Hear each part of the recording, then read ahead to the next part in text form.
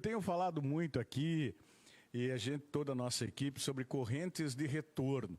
A Érica estava me passando agora, a gente fez o VT, vamos mostrar na sequência aqui. E coincidentemente, no dia que foi gravado o VT, nós tivemos um caso aqui no litoral do Paraná, que envolveu praticamente uma família. 2 crianças acabaram caindo na corrente de retorno, né? E aí as outras pessoas da família foram tentar salvá-las. E quase que termina em tragédia essa história. E a gente foi conversar com o Corpo de Bombeiros, né? Roda aí para nós. O mar pode esconder diversos perigos para os banhistas. Por exemplo, as correntes de retorno. Nem sempre é possível perceber a formação desse fluxo de água que sai da praia em direção ao mar.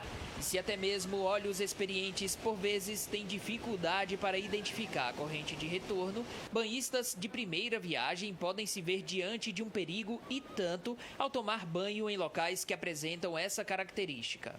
A corrente de retorno ela é como se fosse um corredor que puxa então até o fundo do mar. O maior índice de afogamentos é inclusive nessas correntes de retorno, porque a pessoa ela é levada para o fundo do mar de forma bastante rápida, ela acaba se assustando e tem um afogamento. As correntes de retorno estão em locais que parecem calmos entre ondas violentas. Muitas vezes, surfistas e pescadores usam a corrente de retorno para ir para o mar.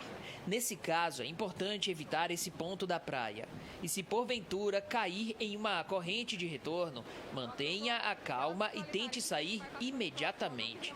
Caso a pessoa caia numa corrente de retorno, primeiro lugar é sempre tentar ficar calmo, nadar de forma paralela à praia, ou seja, nadar para o lado nessa corrente de retorno e daí sim, na sequência, nadar de novo em direção à praia. Mas nunca tentar nadar contra essa corrente de retorno, porque o cansaço com certeza vai ser muito grande e a pessoa pode se afogar.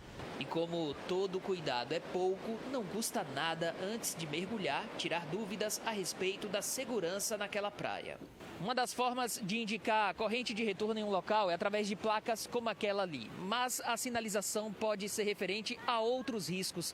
Por isso é sempre muito importante procurar informações com o guarda-vidas de plantão.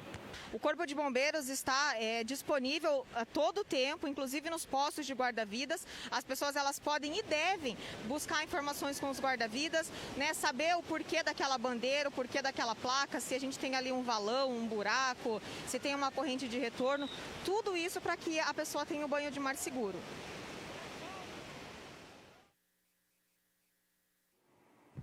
Muito bem, tá aí então dicas importantes do Corpo de Bombeiros. E aí tem aquela situação, quando você entra na água, viu, Pierre? Eu vou te chamar, quando você faz assim, ó, pronto, já era. Porque aí você engoliu a água, às vezes você pisa num buraco, às vezes você é arrastado, mas quem entra na água tem que ter um mínimo de conhecimento, né, para poder nadar, boiar, tem que ter calma.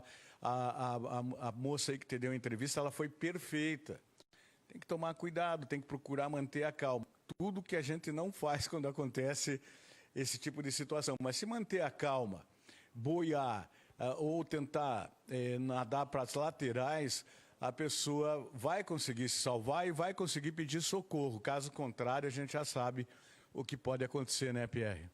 Exatamente, Tony Lagos. Inclusive, até mesmo quem tem o mínimo de conhecimento deve redobrar os cuidados, porque a gente sabe que o mar, de uma hora para outra, ele muda completamente. A correnteza de retorno, ela é muito perigosa, até mesmo pessoas que já têm experiência no mar, até mesmo pessoas que já conhecem a correnteza de retorno, têm dificuldade, às vezes, de identificar com clareza um local com correnteza de retorno. E apenas fazendo uma pequena correção, Tony, a matéria ela foi realizada na tarde de um dia e na manhã do dia seguinte a gente teve o caso dos 5 familiares que acabaram se afogando ali na cidade, aqui na cidade de Matinhos, no balneário de Praia Grande. Graças a Deus, nenhum dos 5 morreram. Foram 2 crianças que mergulharam, foram levadas pela correnteza de retorno. Aí 2 pais e um tio mergulharam para resgatar essas crianças e acabaram também levadas pela correnteza de retorno.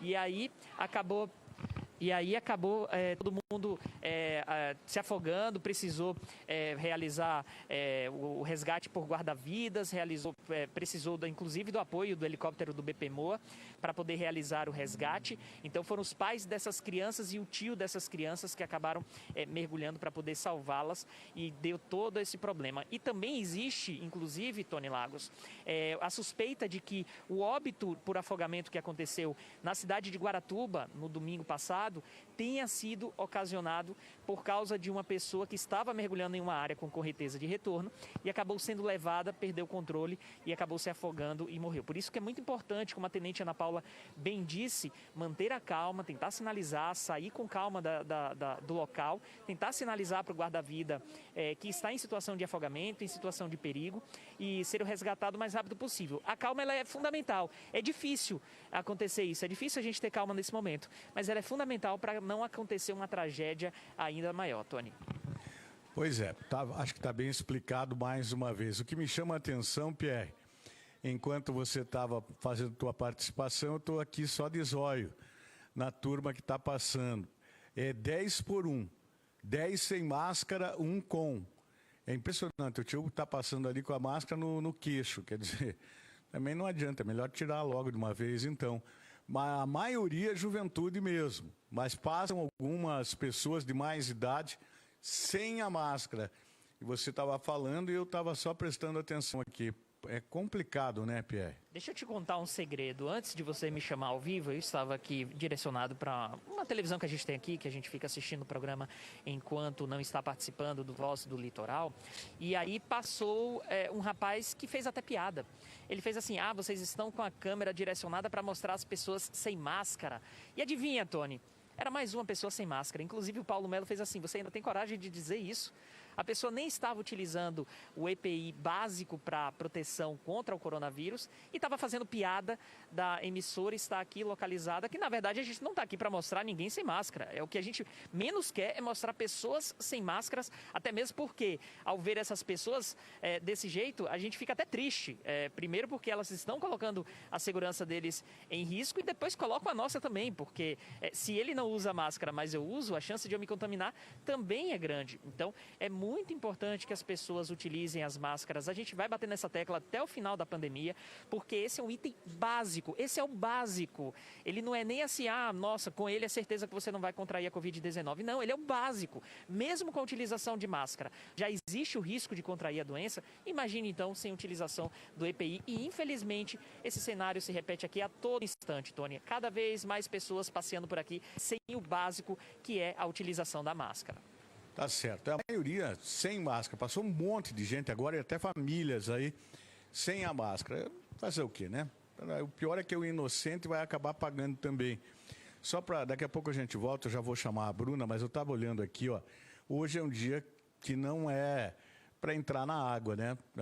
O mar está revolto, o tempo está ruim, mas tem muita gente, muita não, mas tem pessoas dentro da água aqui.